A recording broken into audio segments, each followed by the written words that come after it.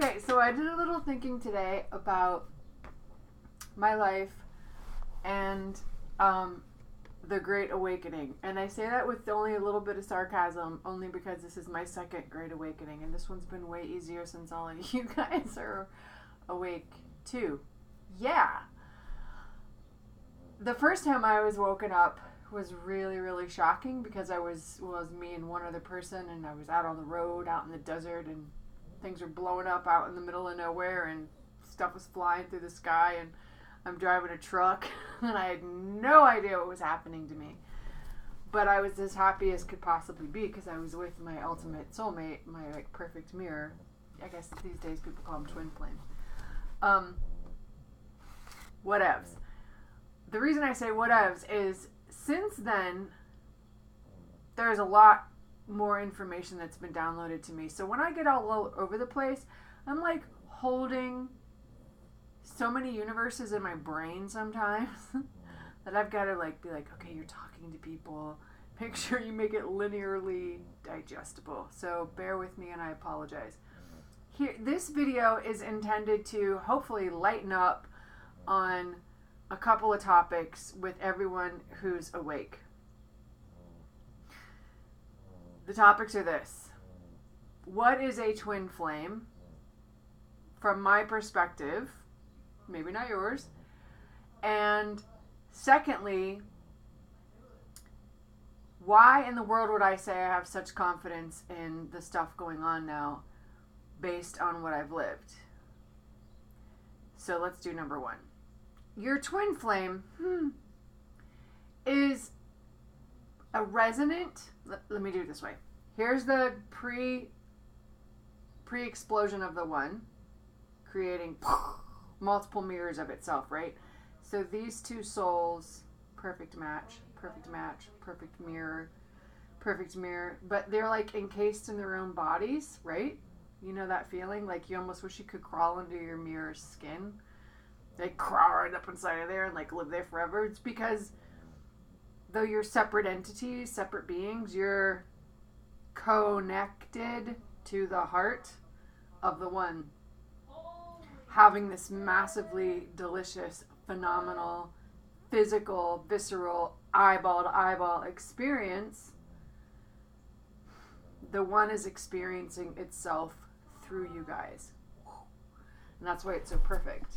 And that's where that magnetism happens.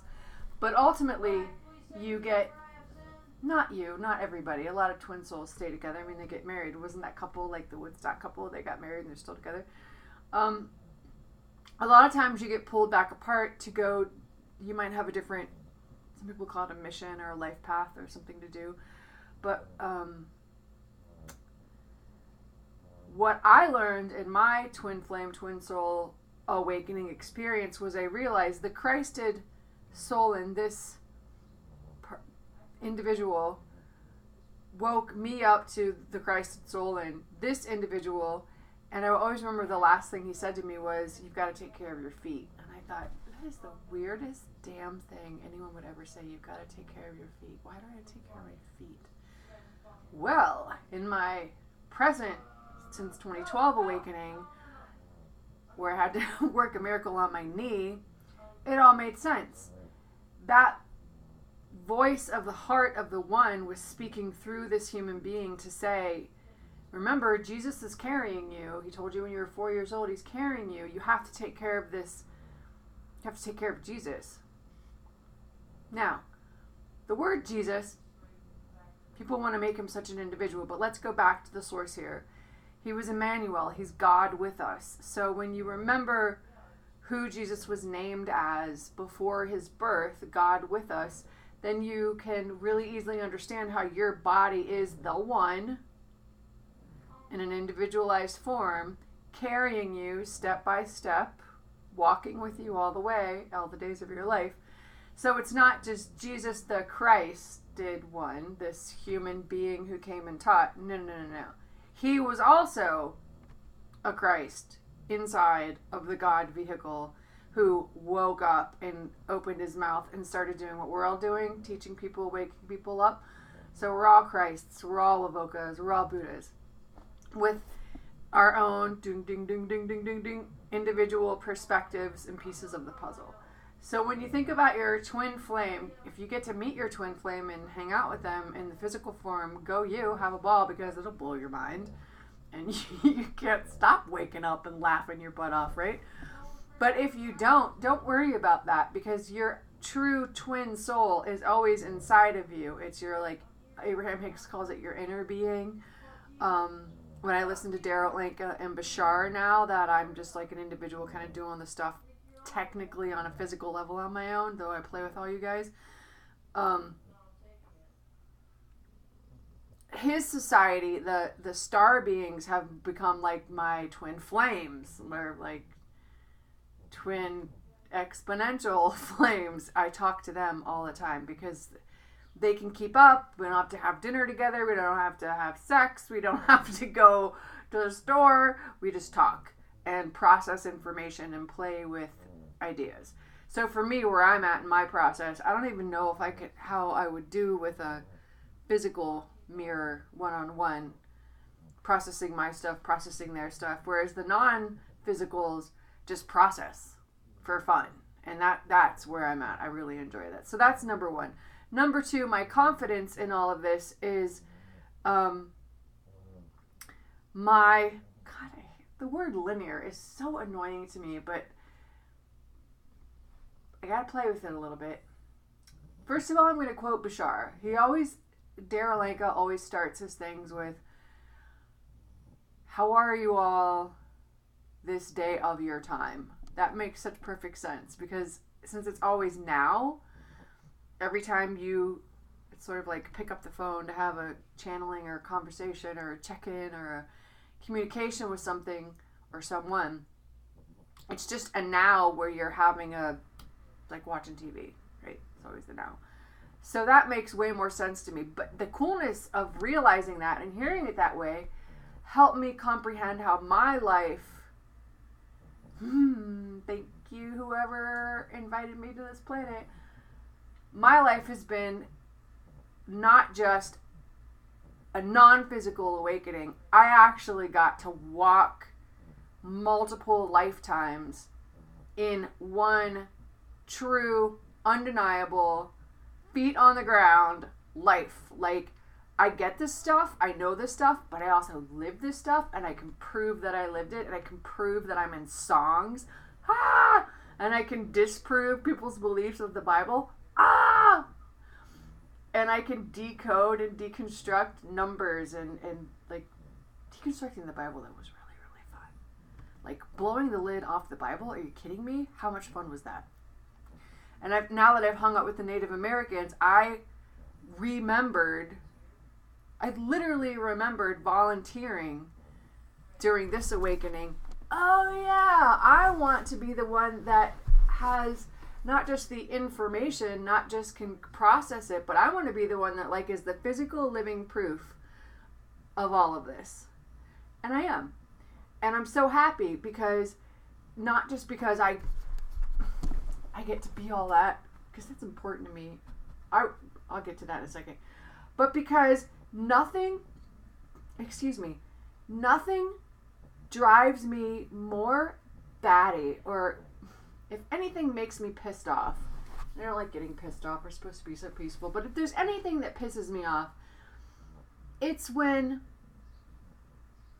I'm sitting next to someone who's wide awake, and they're being called crazy or delusional or whatever, certifiable or schizophrenic or something. It is such a gift for me to be able to sit next to that person and say, here's the deal. There's nothing wrong with you. I've been through this. Not only have I been through it up here, but I've been through it down here. And I can sit with you, pick a book. I can pick a Bible, I can pick this, I can pick that, and I can give you rock solid tools to work with to prove to you that what's happening to you is the universe so trusts your beautiful soul, your beautiful heart, that it wants to help you have more fun. And give them my life story as rock solid God with us, undeniable proof that the universe is a hologram and that you're playing in a hologram, or we're all playing in a hologram together. So that's the second thing I wanted to talk about. Your twin flame is always there, always inside of you. Sometimes it's easier to do on the outside, sometimes it's easier to do on the inside, whatever. I was conceived in the summer of love. That's how old I am. I know, right? I don't think so. Given up for adoption. My first name, of course, is Christina, which I always pretended was Christina, and now, boy, that starts to make more sense since we're all being woken up to our Christed selves, right? And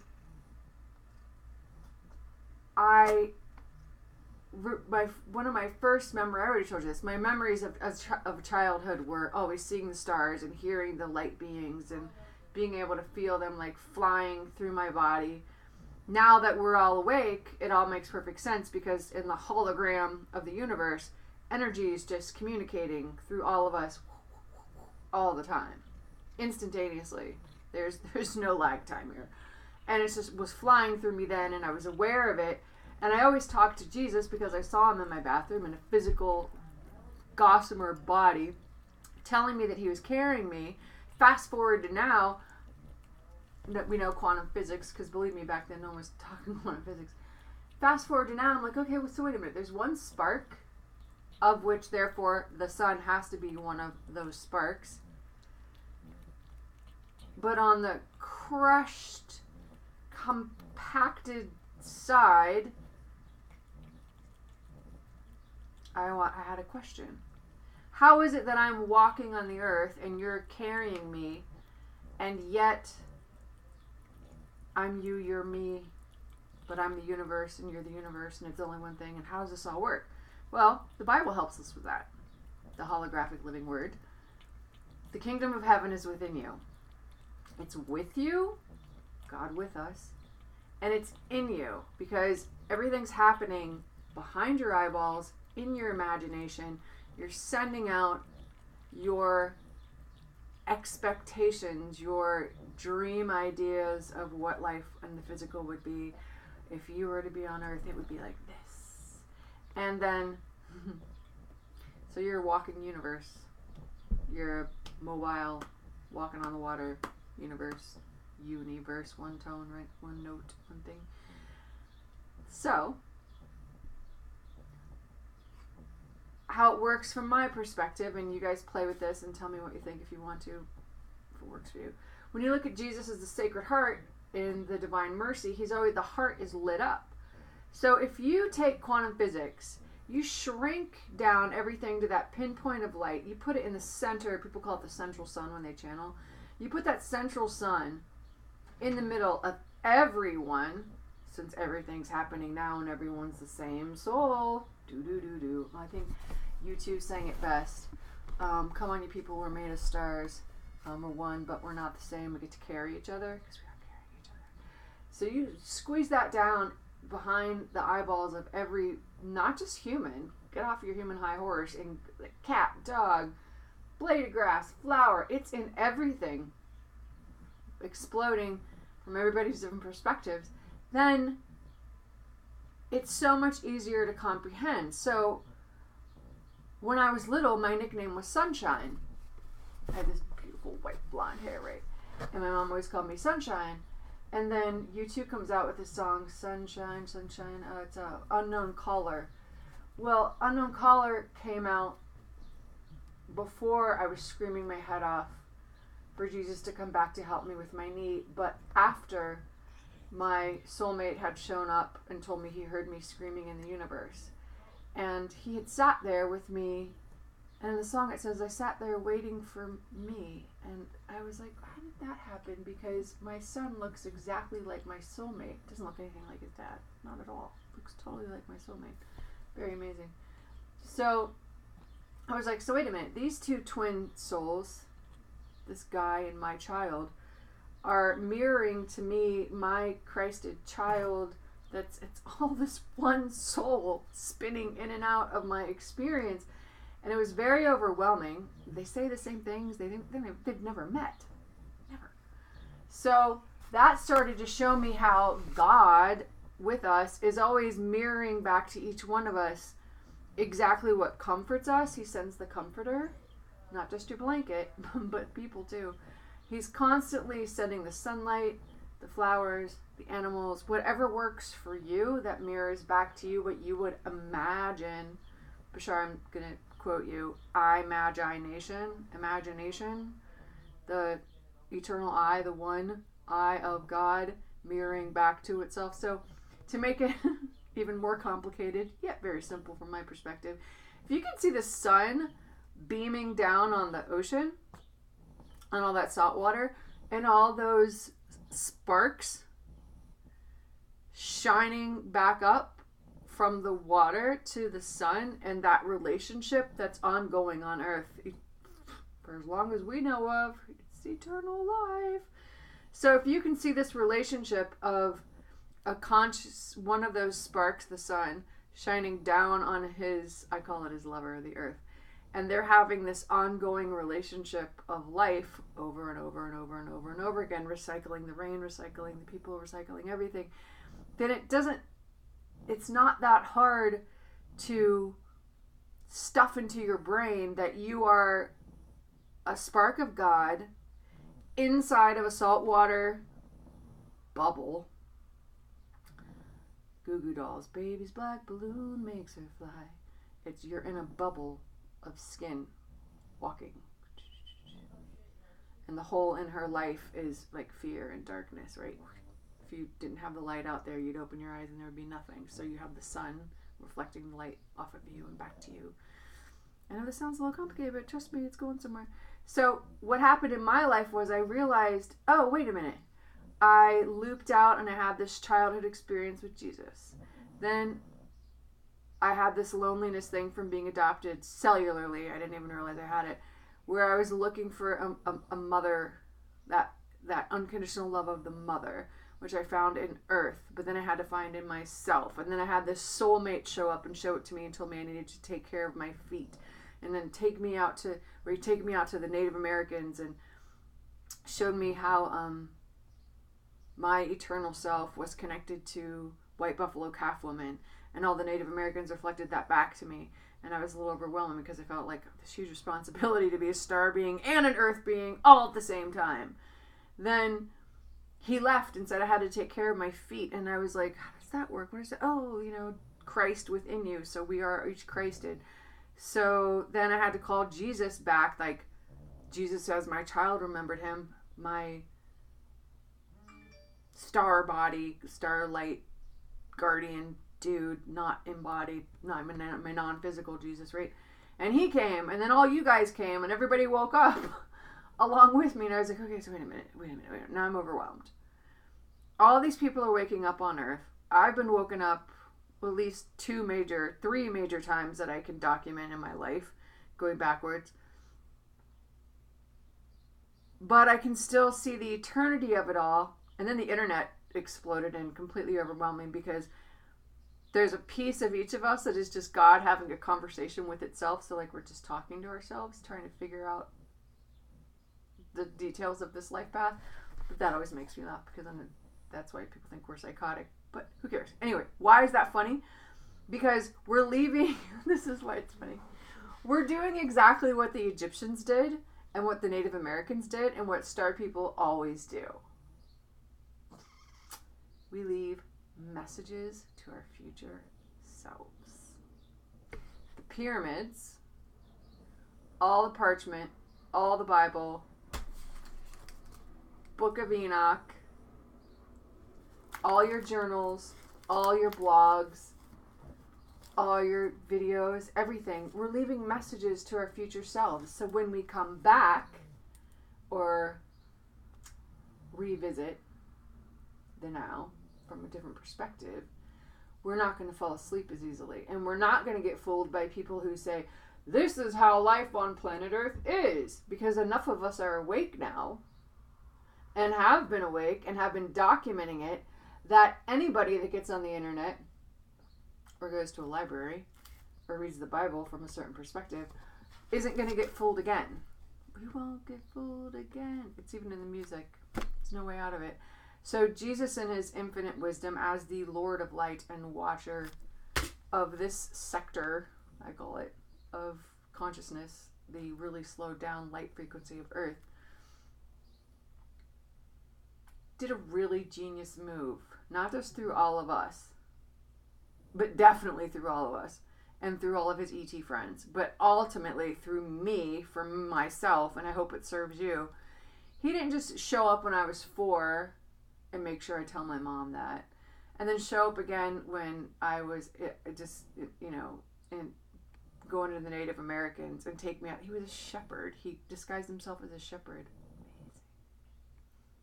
Amazing. He had an ankh tattoo and like a scar over his heart, like he'd been stabbed. That was pretty intense. And then come back as a baby, and then come back again in gossamer form, and I was like, Jesus, I have a question. Are you the same soul, just constantly putting your new self in new skins? You know, you don't put new wine in old skins. Constantly showing up to me to mirror back to me so that I can document this and prove this? And he said to me, well, yeah, that was your gig. You promised that you'd prove me in the physical, in the now, and pull it all together. And I was like, ooh, delicious challenge. I like this. So when we have people don't like Bono sometimes, but I like Bono, who have a messianic complex, they know they have a mission. He's part of that mission because he has his piece of the puzzle, and then all of us channels have our piece of the puzzle. And so as we all speak out and honor each other's voices, what you end up with is you can't have somebody say, oh, these are just theories. Oh, these are just, kooks. These are just people with airy-fairy ideas. No, we've lived it and we've documented it. And then you bring us all together and we honor each other's stories and we see how they match up. Then we've done what we came here to do, which is prove that that love, because God is love, rules everything. And there's no getting around it. So this is a tricky topic for me because talking about people that I would call dark or lost or something like that, no one's ever really lost. No one's ever really totally stuck in the dark. They may choose it, but they can always choose other ways, right? But so people who temporarily have chosen to stay asleep, because how loud can the light get, right? And want to believe what they want to believe for whatever reason, we honor that, but we're not going back there. No. We have enough family now, enough evidence in our own experiences, from our own dreams, from our own bodies, from our own memories, and now, thanks to the internet, from our own feedback from each other, that we know who we are, especially now. And so you take your linear life when you're like, okay, I am a marker, I am a point in the eternal, and I'm doing that because this shirt's important. America is a mirror of ancient Egypt. And people don't like talking about ancient Egypt in America because then you get crazy politicians that think we're special. It's not about being special. It's not about being better than anybody else. It's about proving a point. It's about proving that eagle on the back of your, not on that one, on the back of your coins, who's carrying that, or Miss Liberty, who's carrying that olive branch and landing it on the moon, was intended a long time ago. You got a higher mind that works through every soul, right? So you've got the eagle from the book of Revelation that carries the woman, the female, F-E, iron, the bloodline, carries the bloodline to the wilderness, and the wilderness is America. And the eagle is the ability of the all-seeing eye of God to travel on wings. So easy. That's why there's birds and stuff, the blue avians. We can get into all that later, but here's the point of America. You've got one star, It's not on here. You got one star up in the sky, the star of David, right? The star, the Bethlehem, one star, touches the earth. There's Jesus sitting in the manger. Boing, points to the fact that there's now a connection between a star being and a baby. Dun, dun, dun, dun. And that child goes out and spreads the word, teaches people who they really are, wakes up stars, and when he is stabbed, he bleeds blood and water. Well, now, what's a flag on? It's on a flagpole. On the top of a flagpole in America is a big golden orb. It's a star. It's the sun. Stuck in a moment in time with all the emanations on the flag of this. To prove a point, stick it in the ground, make a point, that the staff of Moses, or whatever you want to call it, doesn't really matter anymore. All that history is ongoing. You can look at it from the Egyptians' perspective of the pyramid and the all-seeing eye on the back of the dollar bill. The reason there's people get this Illuminati shit is just shit. There's no such, I mean, they could call themselves that, but they're not that smart.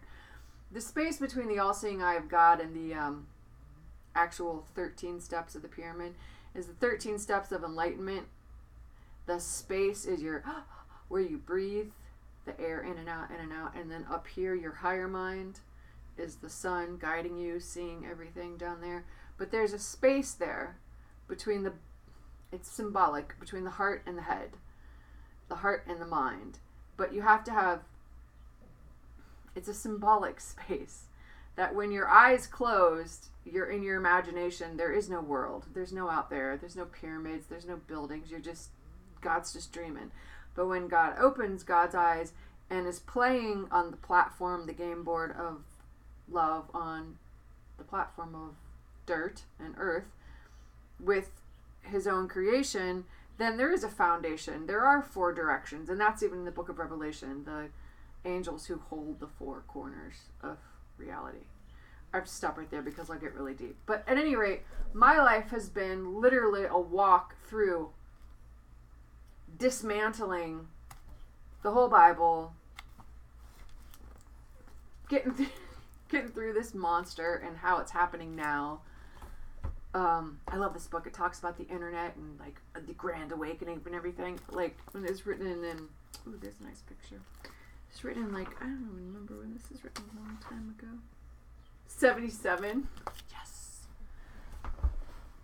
So all these things happen simultaneously, and you get the pieces that are relevant to you.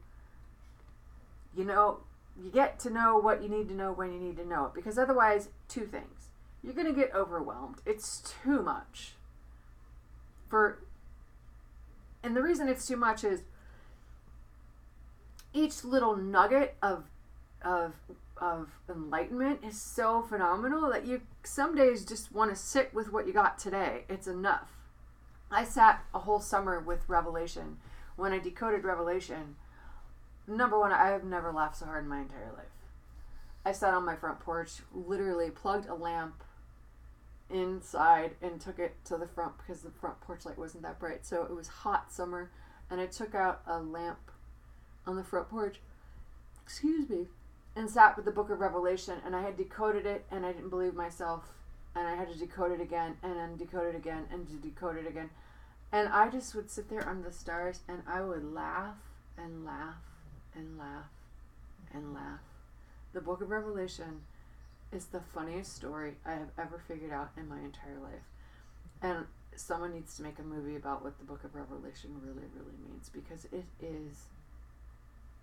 it's astoundingly funny.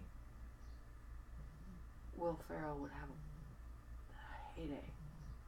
Talk about carpool karaoke too. But Revelation it's written in code, as most of the Bible is. It's written in a code that you have to start like imagining the colors on a painting, like you're looking at a piece of paper and it's painted up here, but all those colors actually are dripping through backwards through the whole book of the Bible. So when you start to read Revelation back here, what's actually happened way before you got there is the story of Revelation was already written through these other pieces, and as you put them all back together, God has a heck of a sense of humor and is laughing at all of us pretty much constantly, not because God's mean, but we're laughing at ourselves. We're making fun of ourselves, and this book is the key to comprehending how we really should thank Jesus for coming in and taking a Casey Jones slam dunk, or I would say home run hit, to prove beyond a shadow of a doubt that there are higher powers in charge here on earth. They're awake constantly. They hear everything, they see everything, and they know everything. So if you think you're getting away with something, it comes back, and you've got to straighten it out, and at minimum, because there's no judgment. So how do I say this softly so people don't go thinking they're sinners and they're bad, because that was way off too. You've just got to love yourself no matter what you're doing, and work with love over everything else. And don't judge other people, because you don't know where they are, you don't know what their process is, and you don't know what their history is. So at best, embrace them and love them and encourage them to love themselves. And at worst, I don't know if there's a worst, but stand up for love, loving each other and everything. Because ultimately, we could all get up tomorrow and do nothing, and the world would be a really better place. Just take a day off from screwing it up and just love something.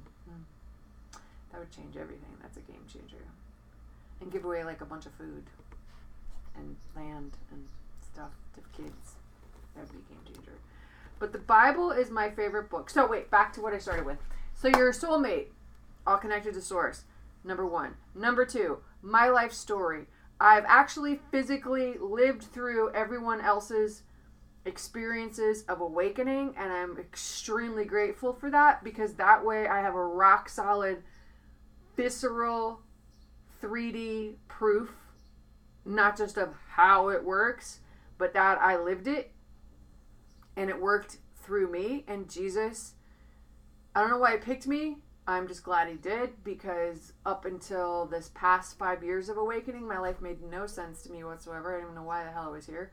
And now that the music is awake, I'm awake again. My body's awake. You guys are awake.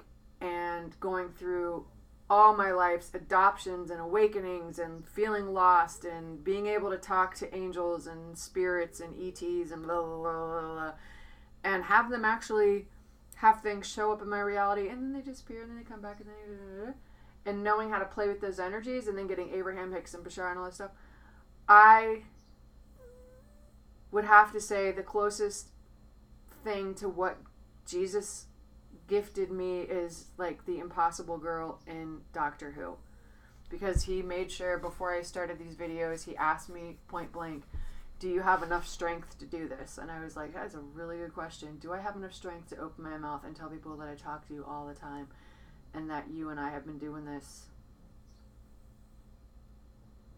for a lot of lifetimes? I don't know. And he said, well, when you have enough strength, then start opening your mouth, because people still think I'm not real, and I'm not going to show my face. We're going to show yours, because there's reasons for that. He's always here. He's in you. So on that note, thank you for watching. The universe will speak to you in any language. I don't know why I'm yawning. Oh yeah, I did. I've been up for a long time. The universe will speak to you in any language that you're willing to listen to. So whether that's cartoons or movies or clouds or music or books or meditation, it doesn't really matter. But it's always there for you to guide you. So not only do you get to enjoy your life more, because that's why you're here, but that you get to learn to trust, love more, and the universe more, and teach others how to do that just by your example, because nothing is more fun than seeing a mom whose little kid's like, I can see angels, and mom's like, of course you can. They're everywhere, right? Instead of like, that's nice there. Go to the psychiatrist. No, they're everywhere because you are one. All right, please leave me any questions or comments in the section below. I'm just going to keep making videos as they come. Maybe they're relevant to you, maybe not. Maybe they'll be relevant to me in like my next life. Maybe they'll be relevant to your kids. Who knows? But the fact that we're loading up the internet with a whole lot of information so that people know that they're not alone is, for now, a step in the right directions. When actual spaceships start landing on lawns and people are having wig out time, at least you won't be wigged out. That's a good thing. Always a plus.